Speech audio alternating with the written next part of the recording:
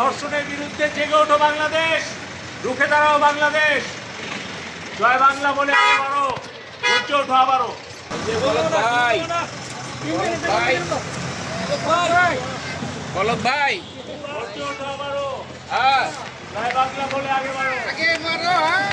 জ্ঞাত আয় বহির্ভূত সম্পদ অর্জন ও মানি লন্ডারিং আইনে দুর্নীতি দমন কমিশনের করা মামলায় সাবেক আইসিটি প্রতিমন্ত্রী জুনাইদ আহমেদ পলকের জামিন নামঞ্জুর করেছেন আদালত।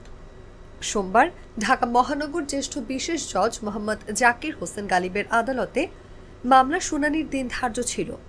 এদিন কারাগার থেকে তাকে ঢাকা মহানগর দায়রা জজ আদালতে হাজির করা হয়।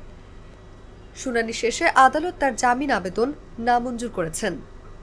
মামলা সূত্রে জানা যায়, 2024 সালের 12 ডিসেম্বর দুদকের উপপরিচালক মোহাম্মদ মোস্তাফিজুর রহমান বাদী হয়ে সমন্বিত ঢাকা জেলা কার্যালয় 1-এ মামলাটি করেন। জুনাইদ আহমেদ পলক সাবেক আইসিটি প্রতিমন্ত্রী, ওনার আজকে দুদকের মামলার ধার্য তারিখ ছিল। এই ধার্য তারিখ থাকার কারণে ওনাকে আজকে নিয়ে আসা হয়েছে। আপনারা দেখেছেন ইতিমধ্যে যে ওনাকে যখন নিয়ে আসা হয় তখন তাকে হাত পরা পরিয়ে, পিছন দিকে হাত পরা পরিয়ে তাকে আজকে আনা হয়েছে। আসলে যারা দাগি আসামি, যারা বিভিন্ন মামলায় দণ্ডপ্রাপ্ত দাগি আসামি, তাদেরকে আমরা দেখেছি যে দাঁড়লা বিড়ি এবং হাত করা পরিয়ে আনা হয়। কিন্তু তিনি যেহেতু এখনো ট্রায়াল ফেস করছেন এবং তার বিরুদ্ধে এখনো পর্যন্ত অভিযোগপত্র দাখিল করা হয়নি, সেই ক্ষেত্রে তাকে এই ধরনের কিভাবে তার সাথে আচরণ এটা লাইন বাপ দিকতেলি। মাঠের অলরাউন্ডার আমি, আর ঘরের অলরাউন্ডার টাইলক্স।